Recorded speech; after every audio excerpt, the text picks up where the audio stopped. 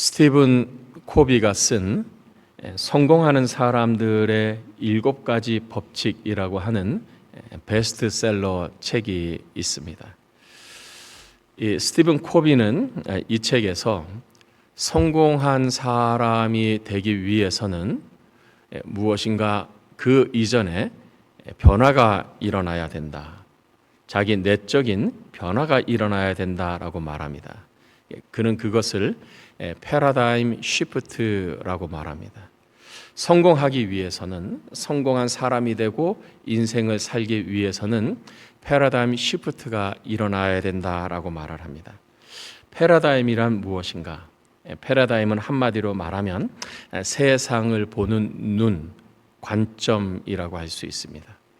세상과 삶의 가치, 사람과 사물, 그리고 일어나는 사건을 바라보는 눈, 이 관점이 패러다임입니다. 이 패러다임이 보는 관점이 바뀌어야 한다. 그러면서 그는 자기가 경험한 이 미니 패러다임 시프트, 그 경험을 소개합니다. 한 번은 그가 일요일 아침에 뉴욕의 지하철을 타고 가게 되었습니다. 주일날 일요일 아침이니 사람도 별로 없거니와 어떤 사람은 자고 있는 사람도 있고 어떤 사람은 가만히 있는 사람도 있고 어떤 사람은 신문이나 책을 읽고 있는 사람이 있었습니다. 말 그대로 지하철은 아주 고요하고 조용했습니다. 어느 스테이션에 도착을 했더니 사람들이 타는데 그중에 한 아버지와 여러 자녀들이 탄 것입니다. 근데 탄 그 아이들의 아버지가 이 코비의 옆자리에 앉고 눈을 감고 있는 것입니다. 그런데 이 아이들이 타고 난 후에 이 지하철 안에 좀 문제가 생겼습니다. 아이들이 가만히 있는 것이 아니라 이 지하철 그 안을 이리저리 뛰어다니면서 소리를 지르면서 또 뛰어다니다 보니 신문 보는 사람은 신문을 치고 조용했던 이 지하철 안이 이 아이들로 인해서 갑자기 소란스럽게 되고 혼란이 된 것입니다. 이 스티븐 코비가 생각하기를 이 아버지가 이 아이들을 조금 차분하게 하겠지, 진정시키겠지 하고 기다리고 있는데 이 아버지는 계속 눈을 감은 상태로 아무것도 안 하는 것입니다. 스티븐 코비가 점점 짜증이 나기 시작하는 것입니다. 아니, 이 공공장소에서 자기 아이들이 뛰노는데 왜 이 아버지는 가만히 있고 눈만 감고 있는 것인가? 왜 아이들이 이렇게 소란을 피우고 이렇게 시끄럽게 떠드는 거 왜 놔두는가? 이 스티븐 코비의 이 코비가 한계가 도달했습니다. 그래서 짜증 섞인 목소리로 자기 옆에 있는 그들의 이 아이들의 아버지에게 말합니다. 선생님의 아이들이 지금 지하철 안에서 이렇게 떠들고 소란을 피우고 혼란스럽게 하는데 아버지로서 어떻게 가만히 계십니까? 무엇라도 좀 해야 되지 않겠습니까? 그 말을 들은 아버지가 눈을 뜨면서 이야기를 하는 것입니다. 맞습니다. 제가 무엇인가를 해야 하는데 무엇을 해야 할지를 모르겠습니다. 그리고 이유를 이렇게 얘기합니다. 저 아이들의 엄마가 1시간 전에 병원에서 죽었습니다. 스티븐 코비가 그 말을 듣고 책에 의하면 그때 그 아버지의 말을 들은 제가 어떠했을지 여러분 상상이 되십니까? 그 아버지의 말을 듣고 전혀 다른 감정을 갖고 전혀 다른 생각을 하고 전혀 다른 관점으로 보게 되었다. 미안합니다. I'm so sorry. 이것이 바로 일종의 패러다임 시프트라는 것입니다. 근데 여러분 아십니까? 그리스도인에게는 이 패러다임 시프트가 일어나는 것입니다. 패러다임 시프트가 일어나지 않는 사람은 내가 정말 그리스도인인지를 점검해 봐야 합니다.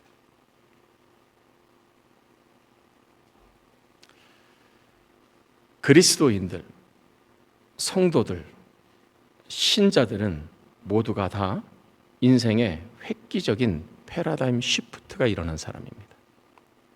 오늘 본문에 패러다임 시프트가 일어난 사람의 자기 고백, 자기소개가 있습니다. 바울입니다. 여러분 8절을 한번 함께 같이 읽겠습니다. 시작. 모든 성도 중에 지극히 작은 자보다 더 작은 나에게 이 은혜를 주신 것은 여기까지. 사도 바울이 에베소 교회 교인들에게 자기를 소개하는데 무엇이라 소개하는가 하면 모든 성도 중에 지극히 작은 자보다 더 작은 나에게라고 소개를 합니다. 이 말이 무슨 뜻일까?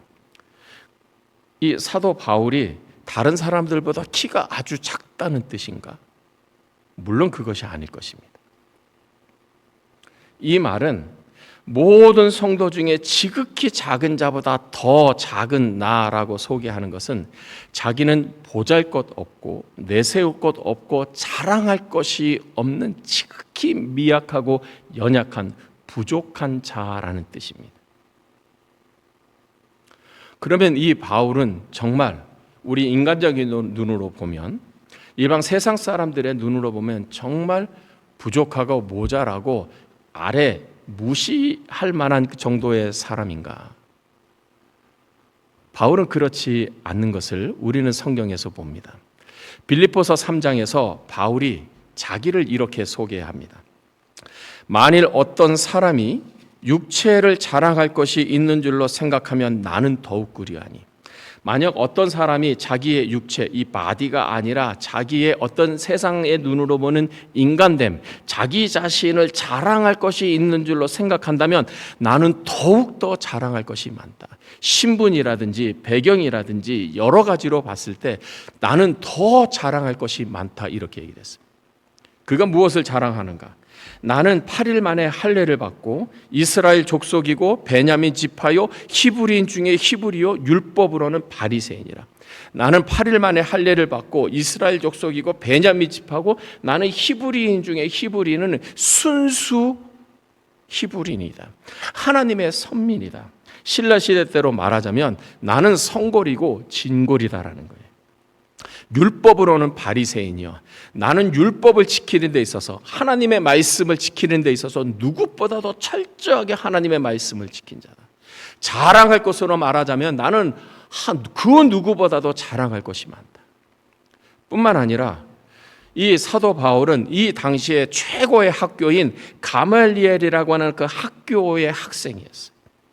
뿐만 아니라 이 사도 바울의 집안은 정치적으로 권력을 가지고 있는, 쉽게 말하면 유력한 파워가 있는 그런 집안이었어요.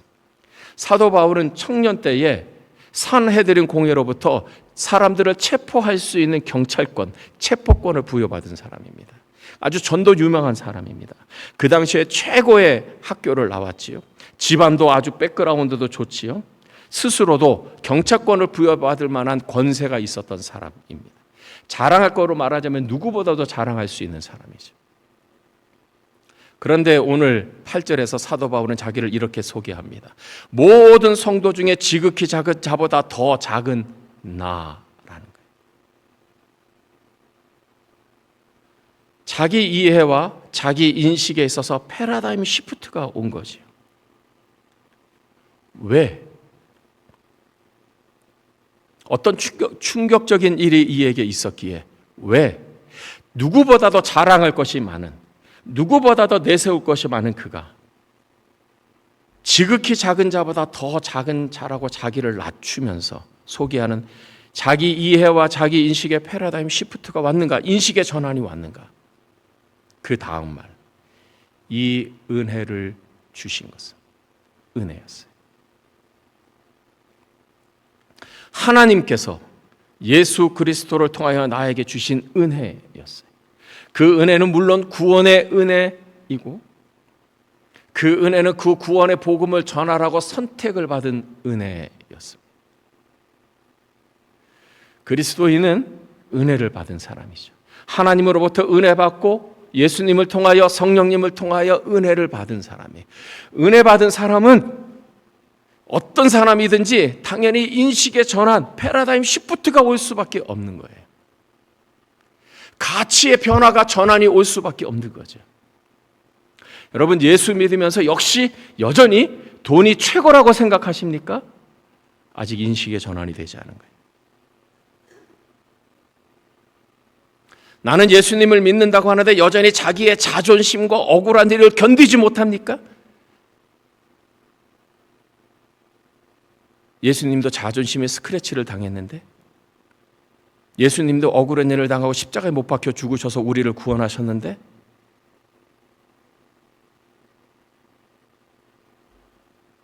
인식의 전환이 와야 돼. 예수님 때문에, 그 십자가 때문에, 그 구원의 은혜 때문에 나의 모든 우선순위와 가치가 바뀌어버리는 거예요. 그 사람이 그리스도인이에요. 바울이 겸손해서 이야기를 했을까요? No, 사실이었어요. 두 번째, 바울이 자기 자신을 소개할 때 모든 성도 중에 지극히 작은 자보다 더 작은 나에게라고 말했을 때 어떤 마음으로 이거를 이렇게 표현했을까? 자기를 소개했을까? 괴로운 심정으로, 고통스러운 마음으로, 비통한 마음으로, 억지로? 아니요. 기쁘게, 즐겁게. 왜? 그 은혜가 너무 커서. 은혜를 받을 자격이 없는데 그냥 그리스도께서 내게 은혜를 주셨어요. 나는 구원받을 자격이 없는데 그저 값없이 선물로 내게 은혜를 주셨어요. 나를 구원하셨어요. 내 모든 죄를 사하셨어요. 나를 의롭다 하셨어요.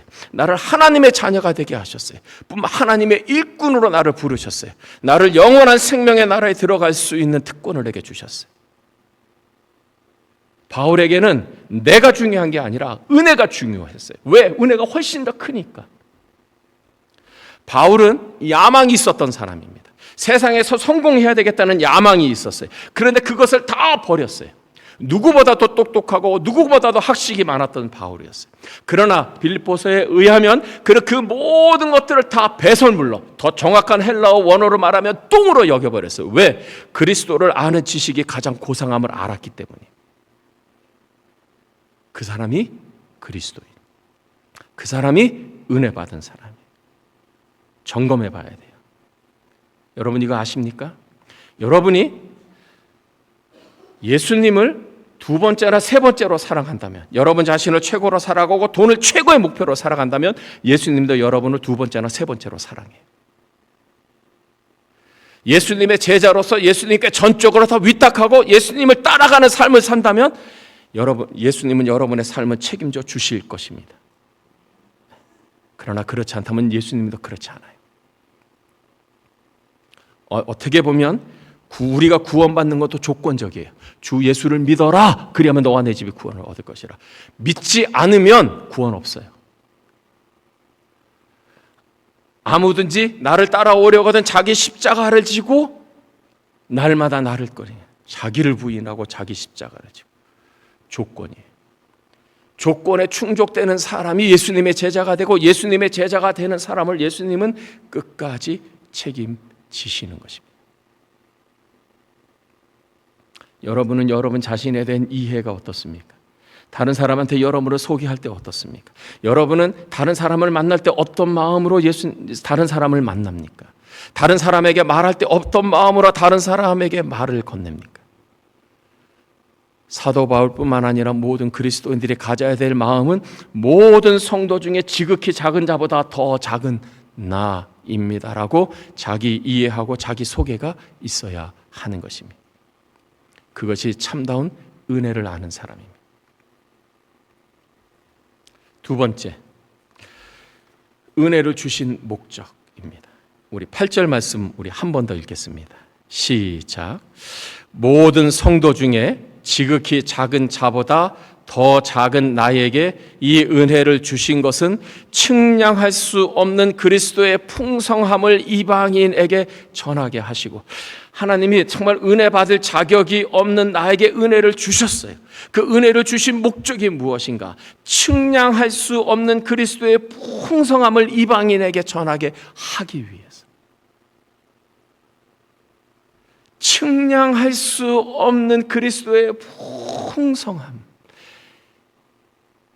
여러분 이게 뭔지 이해가 되시나요? 그리스도의 풍성함이란 그리스도께서 가지고 계신 그 소유물을 말하는 거예요. 그리스도께서 가지고 계신 소유물이 있는데 그것이 풍성하네. 얼마나 풍성하냐. 우리 인간으로서는 도저히 측량할 수 없는 그리스도의 풍성함. 여러분, 여기에 대해서 우리가 10분의 1 아니 100분의 1만 우리가 경험하고 깨닫는다면 어떨까요? 말 그대로 패러다임 시프트가 일어나는 거예요. 우리가 이 측량할 수 없는 그리스도의 풍성함을 모르기 때문에 작은 것에 아둥바둥하는 거죠. 조그마한 것에 아둥바둥하는 거예요. 소유에 아둥바둥하는 거예요.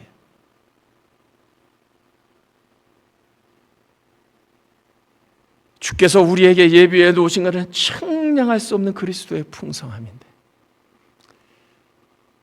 이것을 우리에게 주시기를 원하시고 누리기를 원하시고 전하기를 원하시는데 우리는 이 풍성함을 너무 몰라. 이것이 우리의 비기스트 프로블럼.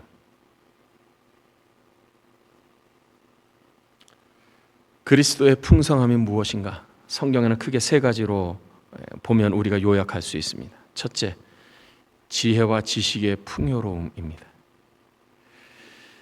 오 깊도다 지혜와 하나님의 지혜와 지식의 부요함이요. 하나님은 지혜와 지식에 있어서 부요하시고 풍성하십니다. 그래서 야고보서는 야고보서 1장에서 너희 중에 누구든지 지혜가 부족하거든 모든 사람에게 후히 주시고 꾸짖지 아니하시는 하나님께 구하라 그리하면 주시리라. 여러분, 우리가 돈 문제, 건강 문제 이것만 기도해야 될 게 아니라 인생을 살아가는데 더 본질적으로 중요한 지혜를 구해야 되는 거예요. 여러분, 어떻게 하면 말을 조금 더 잘하겠어요? 지혜가 필요한 거예요. 어떻게 하면 인간관계를 조금 더 원만하게 서로가 윈윈하는 인간관계를 만들 수 있겠어요? 하나님의 지혜가 필요한 것입니다. 누구에게 지혜를 주신다고요? 구하는 자에게. 하나님의 지혜는 하나님의 지혜와 지식을 주시는데 성경에 보면 하나님의 지혜와 지식을 받은 사람이 있습니다. 특별히 대표적인 세 인물이 있습니다. 첫 번째 요셉. 하나님이 요셉에게 지혜를 주셨습니다. 하나님의 지혜를 받은 이 요셉은 미래의 이 재난을 대비할 수 있는 해결책을 제시해 줬어요. 7년 풍년이 올 것입니다. 풍년이 지난 후에 7년 흉년이 올 것입니다. 이 흉년을 대비해야 됩니다. 요셉이 국무총리가 된 것은 바로 왕의 꿈을 해결해서 하기보다는 다가올 재난을 어떻게 극복할 수 있는지 대비책을 알려주었기 때문에 총리가 된 거예요. 근데 그 대비책은 하나님이 지혜를 주셨기 때문이에요. 미래를 파악하고 미래를 대비하고 준비하는 능력, 그것이 지혜였어요. 두 번째, 다니엘에게 지혜를 주셨습니다. 다니엘과 그의 세 친구에게 모든 지식을 깨닫는 지혜를 주셔서 책을 읽으면 그 책을 다 이해할 수 있는, 누구보다도 빨리 알 수 있는 지혜를 주셨다는 것입니다. 뿐만 아니라 하나님은 다니엘에게 꿈과 환상을 해석할 수 있는 지혜를 주셨어요. 다리오 왕이 꿈을 꿨어요. 몰라요. 환상을 봤어요. 몰라요. 아무도 몰라요. 꿈 얘기조차 하지 못해요. 그러나 다니엘은 꿈을 이야기하고 그 꿈의 의미까지 해석을 했어요. 그래서 총리가 된 겁니다. 세 번째, 하나님은 솔로몬에게 지혜를 주셨습니다. 하나님이 솔로몬에게 주신 지혜는 한마디로 말하면 통찰력입니다.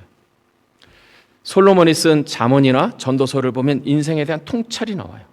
사람의 마음을 꿰뚫어보는 통찰력이 있어요. 인생 전체를 꿰뚫어보는 통찰력이 있습니다. 그래서 잠언에 보면 일의 결국을 들었으니 사람의 인생의 결국을 너희가 다 알았으니 하나님을 경외하라. 모든 사람들을 심판하시는 하나님을 경외하면서 살아라. 통찰력입니다. 여러분, 이것이 우리에게 필요하지 않습니까? 우리가 염려하고 불안해하는 것이 무엇입니까? 미래를 모르기 때문에, 어떤 일이 일어날지 모르기 때문에, 일이 일어났을 때 그것을 어떻게 대응하고 그것을 어떻게 대비하고 극복하는지를 우리가 모르기 때문에, 하나님의 지혜와 지식은 우리에게 미래를 예견할 수 있는, 예측할 수 있는 통찰력을 우리에게 주고 대비할 수 있는 방법까지 우리에게 가르쳐 주는 것입니다.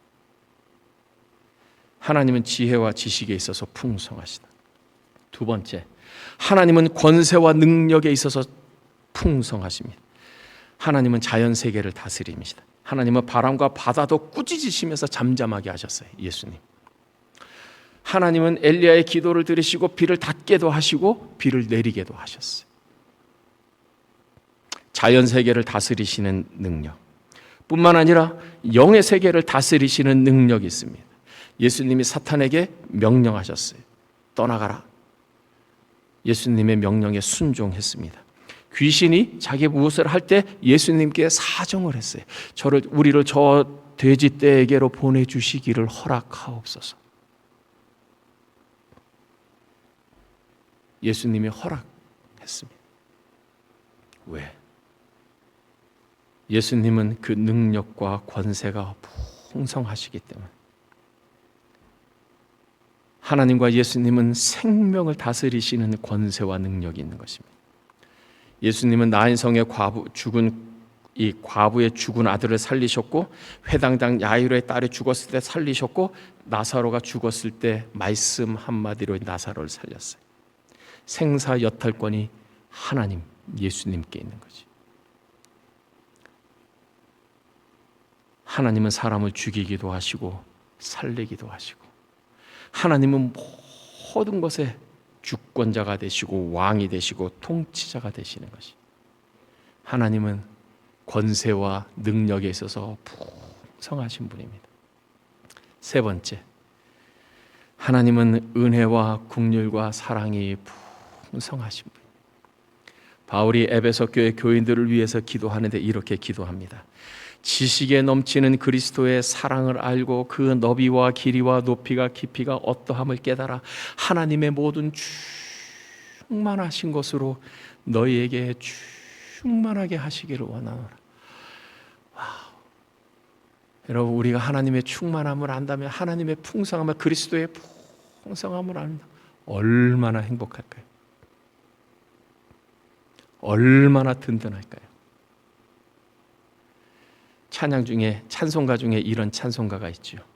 구주를 생각만 해도 내 마음이 좋거든 그 얼굴 배울 때 얼마나 더 좋아요.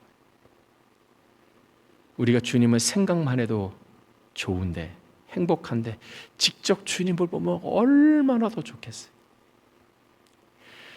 그리스도께서 우리를 위하여 예비하신 그 풍성함을 보면 우리가 얼마나 든든하고 얼마나 행복하겠어요. 바울이 기도한 것입니다. 그리스도의 사랑을 알고 그 사랑의 너비와 길이와 높이가 깊이가 어떠함을 깨달아 하나님의 사랑으로 충만하게 하옵소서. 이보다 더 좋을 수는 없다. 그리스도의 풍성함입니다. 세 번째, 오늘 말씀에서 우리에게 가르쳐 주는 것은 그리스도의 은혜로 말미암아 구원하신 우리에게 주시는 특권입니다. 12절 말씀, 우리 12절 우리 함께 읽겠습니다. 우리가 그 안에서 그를 믿음으로 말미암아 담대함과 확신을 가지고 하나님께 나아감을 얻느니라. 은혜로 구원하신 우리들에게 주신 특권입니다. 우리가 그 안에서, 그리스도 안에서 그를 믿음으로, 그리스도를 믿음으로 말미암아 담대함과 확신을 가지고 하나님께 나아가면, 하나님은 어떤 분이십니까? 만복의 근원 하나님, 모든 생명의 근원이 되시는 하나님, 가장 좋은 것을 주기를 기뻐하시며 기다리시는 하나님.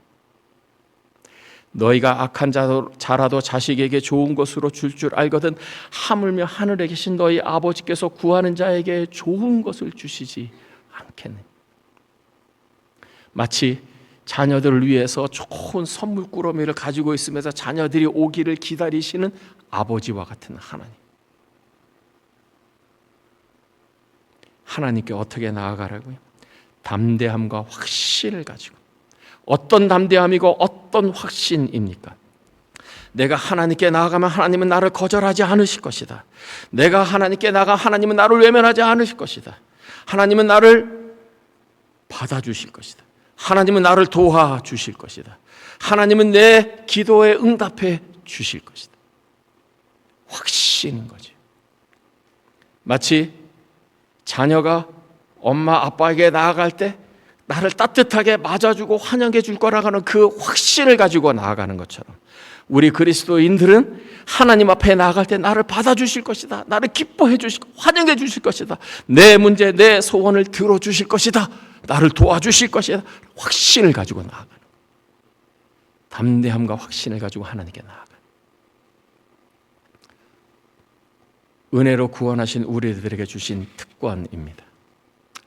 그렇다면 우리는 무엇을 해야 하는가? 이 은혜로 구원받은 우리는 무엇을 해야 하는가? 첫째, 그리스도의 풍성함을 경험하십시오. 그리스도의 풍성함을 경험하십시오. 그리스도께 초점을 맞추십시오. 그리스도에게 집중하십시오. 그리스도에게 여러분의 생각을 몰입하십시오. 누가복음 5장에 나오는 이야기가 있습니다. 예수님께서 한 배에 오르셨습니다. 예수님이 배에 오르신 이유는 다름이 아니었습니다. 예수님이 말씀을 전하시는데 예수님의 말씀이 너무 은혜로우니까 사람들이 몰리고 앞자리로 계속 오는 거예요. 그러니까 도저히 예수님이 더 뒤로 가면은 물이기 때문에 갈 수가 없어서 한 배를 띄우게 하고 그 배에 타신 것입니다. 근데 그 배는 시몬 베드로의 배였습니다. 시몬 베드로의 배에서 떨어져서 예수님이 말씀을 전하십니다. 말씀을 다 전하신 후에 배 주인은 베드로에게 말합니다. 깊은 데로 가서 그물을 던져라. 베드로가 말합니다. 선생님, 제가 어젯밤 오늘 새벽까지 밤새도록 그물을 던졌는데 제가 고기를 한 마리로 낚지 못했습니다. 그러나 내게 말씀하셨으니 제가 그 말씀대로 그물을 내리겠습니다. 예수님의 말씀대로 베드로가 가서 그물을 던졌어요. 이게 웬일입니까? 밤새도록 새벽도록 잡지 못했던 그 고기를 예수님의 말씀에 순종했더니 그물이 찢어질 정도로 많은 고기를 얻은 거예요. 혼자 힘으로 그 고기를 끌어올릴 수가 없어서 이웃에 있는 배 사람에게, 세베대의 아들의 그 배 사람들에게 도움을 요청해서 같이 올렸습니다. 근데 베드로가 그 일을 보고 전혀 상황에 맞지 않는 말을 예수님께 합니다. 주여, 나를 떠나소서. 나는 죄인이로소이다. 고기 잡는 것과 죄인이 무슨 상관이 있겠어요? 그물이 찢어질 정도로 많은 고기를 낚는 것과 자기가 죄인인 것이 무슨 상관이 있어요? 베드로는 아는 거죠. 이분은 하나님의 아들이시구나. 이분은 내가 할 수 없는 모든 것을 행하시는 분이시구나. 이분은 하나님이 가지고 계신 부요함과 풍성함을 가지고 계시구나. 나는 죄인입니다. 그는 그 순간 예수님 속에 하나님을 본 것이고 하나님의 부요함과 풍성한 능력을 본 것입니다. 하나님의 풍성함을 구하십시오. 바울이 어떤 형편에든지 자족하기를 배웠는데 자족함을 배우는 그 비결이 있었습니다. 나의 하나님이 그리스도 예수 안에서 영광 가운데 그 풍성한 대로 너희 모든 쓸 것을 채우시리라. 그에게는 확신이 있었어요. 내가 하나님의 말씀대로 하나님의 뜻대로 살면 하나님은 그 풍성한 대로 나의 모든 필요한 것을 채워 주실 것이다. 확신이죠. 그래서 그는 담대했어요. 두려워하지 않았어요. 그리스도의 풍성함을 경험하십시오. 그리스도의 풍성함을 구하십시오. 두 번째, 하나님께 나아가십시오. 때를 따라 돕는 은혜를 얻기 위하여 은혜의 보좌 앞에 담대히 나아가라. 여러분, 복음서를 보면 예수님께서 행하신 일을 보면 예수님이 많은 사람들을 치유하셨어요. 고치시기도 하고 귀신을 쫓아내시기도 하고 그들의 필요를 다 해결해 주셨어요. 근데 공통점이 있습니다. 아주 몇 가지 예외를 제외하고 공통점이 있어요. 인생에 경험하는 그 문제, 괴로웠던 그 문제를 해결한 사람들의 공통점은 그들이 모두가 다 예수님께 나아왔다는 거예요. 예수님께 나아왔어요. 그랬더니 예수님이 해결해 주셨습니다. 중풍병에 걸린 한 사람이 있었습니다. 중풍병에 걸려서 그는 침상에 누워 있어야 했습니다. 거동을 할 수가 없는 상황이었어요. 그런데 그의 친구들이 이 중풍병 들린 이 사람을 들것에 실어 침상에 메고 예수님께 왔어요. 예수님께 오면 예수님이 고쳐주실 것이라 확신이 있었어요. 막상 예수님께 와고 보니 이게 웬일입니까? 사람이 너무 많아서 예수님 앞에 나아갈 수가 없었어요. 이들이 고민했어요. 어떻게 하면 이 중풍병자를 예수님 앞으로 가게 할까? 이들이 의논했습니다. 한 가지 방법이 있다. 사람을 뚫고 지나갈 수 없으니 지붕에 올라가서 예수님께서 그 지붕을 뚫고 그 밑에 침상을 내리자. 예수님이 말씀을 전하고 계시는데 가서 집에서 천장에서 뭐가 떨어지는 거예요. 흙이 떨어지는 거예요. 이게 뭔 일이지?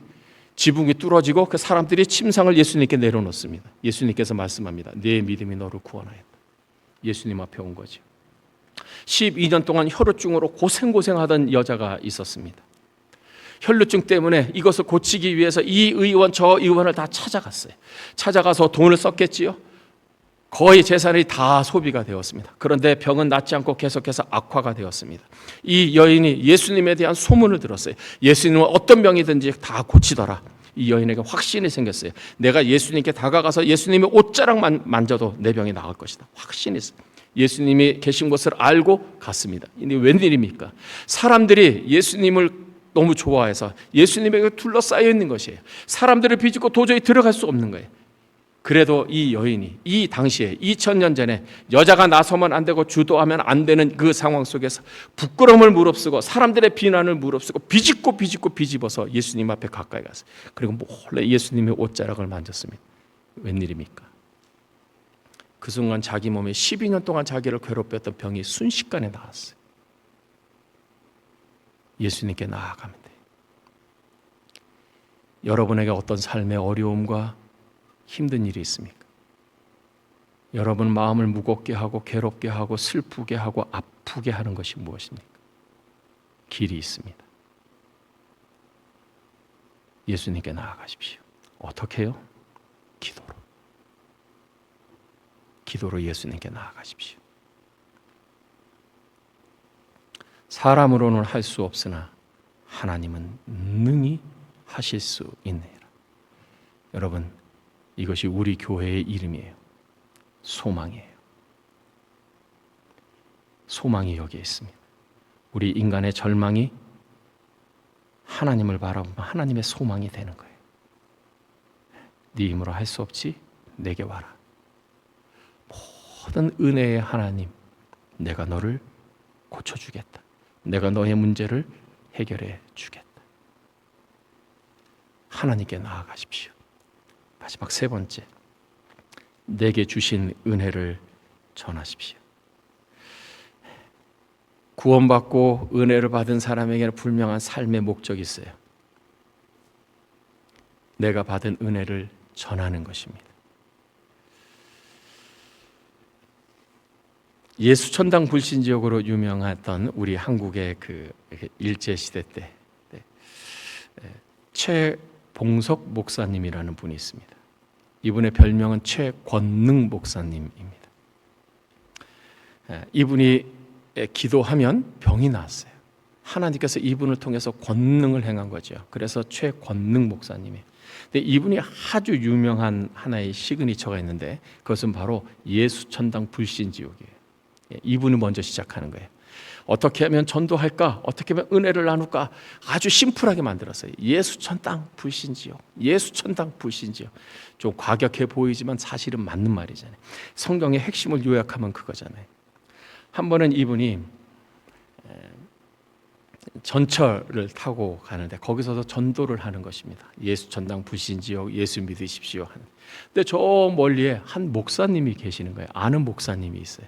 그러니까 이 목사님이, 이 최권능 목사님이 전도하는 것을 보면 손을 보면서 최 목사 나예요.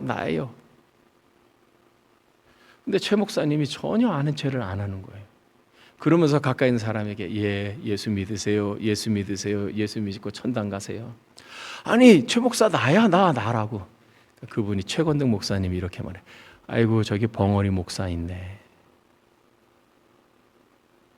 은혜를 받으면 뭐해? 은혜를 예바 전하지 않는데. 여러분 우리가 그럴 수 있어요. 받은 은혜가 있습니까? 그 은혜를 전하십시오. 우리는 주님의 그 은혜로 가장 귀한 것이 뭔지를 깨달았고 경험을 했어요. 복음, 하나님의 아들 예수 그리스도. 그분으로 우리는 구원을 받았습니다. 우리는 지금도 은혜를 받고 살아가고 있습니다. 사랑하는 성도 여러분, 여러분의 받은 은혜가 무엇입니까? 도움이 무엇입니까? 나누십시오. 전하십시오. 그리고 하나님 앞에 담대함과 확신을 가지고 나아가십시오. 여러분의 문제를, 여러분의 어려움을 도와주시고 해결해 주실 것입니다. 이렇게 은혜의 선순환이 일어나는, 그 은혜에 휩싸인 은혜로 사는 모두가 되시기를 주님의 이름으로 축복합니다. 기도하겠습니다.